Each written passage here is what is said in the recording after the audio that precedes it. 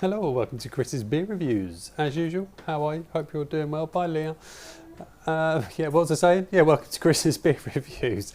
In this video, it's a comparison video, and it's Guinness versus alcohol-free Guinness. A couple of people have asked me to do this video, and I've finally been out shopping, and I finally picked it up. So I have already reviewed Guinness, or I reviewed it quite some time ago, so I'm not going to go necessarily into the full flavour sort of profiles of them. We're just going to compare it and see the difference between normal Guinness and alcohol-free Guinness. So we've got the traditional Guinness can, we've got the draft Guinness cans.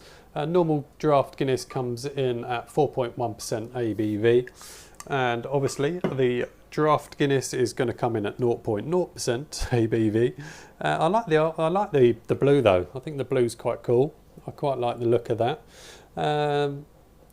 I've tried a lot of alcohol-free beers. Some are hit and miss. I think the best one I've had so far is called Lucky Saint Lager. That one's very good. But a stout, alcohol-free stout, is that really doable? Is it achievable?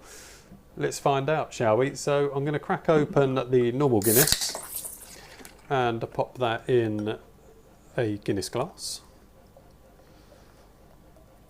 We'll whack that in there. Has anybody else, if you're watching, have you had the 0% Guinness? Let me know. We'll pop that there to do its thing. Probably will go over the edge, but that's all in.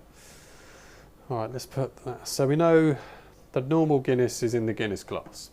That's fine. And then we'll use another pint glass for the alcohol-free. Oh, that sounds lively. Sounds livelier than the Guinness with alcohol in it. It certainly looks like Guinness. Well, I mean, it's got to look like Guinness, isn't it? And that's doing its thing as well, isn't it? Both cans got the widget in them. He says. No, that hasn't. So that one's got a widget. That one hasn't. Interesting.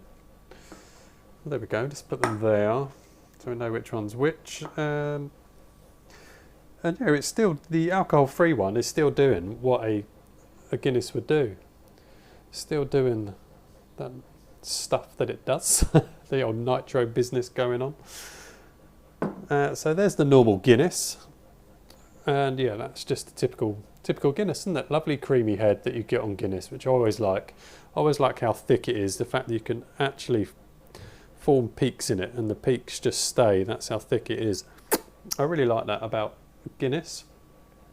So yeah, the alcohol-free one, let's put them side by side because they are looking spot on really, aren't they? Let me just get a better grip on things here. That's better. Let's have a look. They are pretty much spot on, aren't they? There's about the same level of light coming through both. They're never, Guinness isn't jet black, but yeah, they both look exactly the same. Let's see if we can form peaks on the alcohol free. Yeah, you can. They're staying around. That's an impressive start. So they look the same. The heads are exactly the same. This should be interesting. Let's have a go on the normal Guinness just so I can refresh my mind as to what normal Guinness tastes like.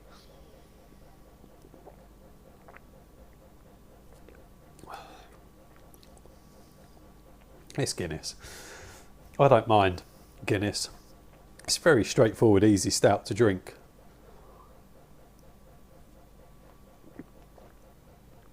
It's not massively complex for a stout, but it is easy drinking and quite enjoyable. So there we go. That's the normal Guinness. Let's try the alcohol free. And I've really got that Guinnessy taste. But the taste my wife would always call stouty, a stouty taste. So let's go in on the alcohol free. There it is. Let's go in on this one. Let's just do a quick aroma test.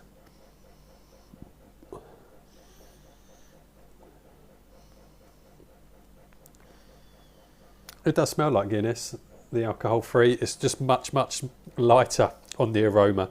Really light. It's almost not any aroma at all, but it is the Guinness aroma, just really toned down. And imagine that's what's going to happen on the flavour. So let's crack on and see how this tastes. Cheers, everybody.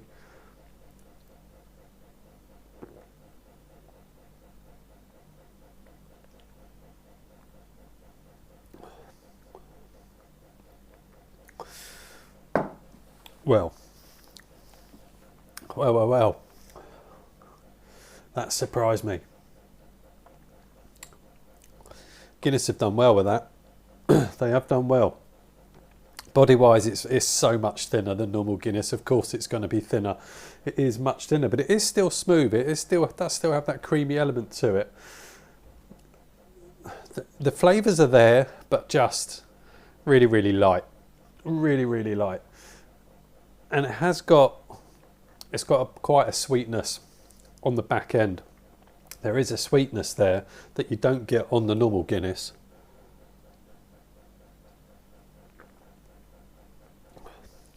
Yeah, there's that sweetness right on the back.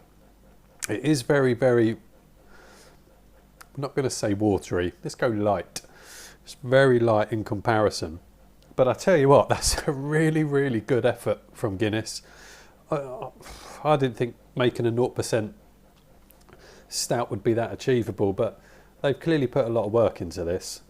You know, it does work. Would I drink it if I was on driving duties and I saw it in a pub? I would drink that.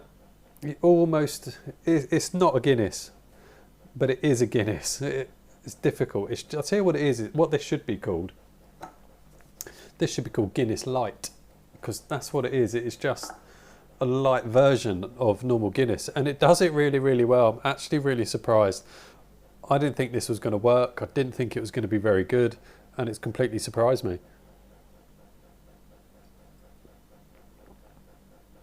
It tastes like Guinness, but with a sweetness.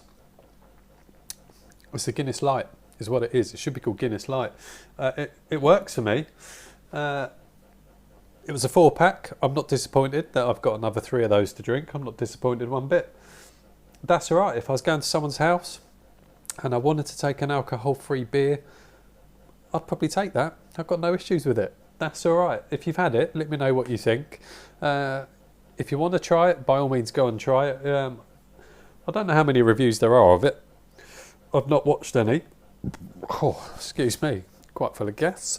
But yeah, go and watch some other reviews, see what other people think. But the only person that's always going to decide is going to be, blimey, it's going to be yourself. But yeah, do I like it?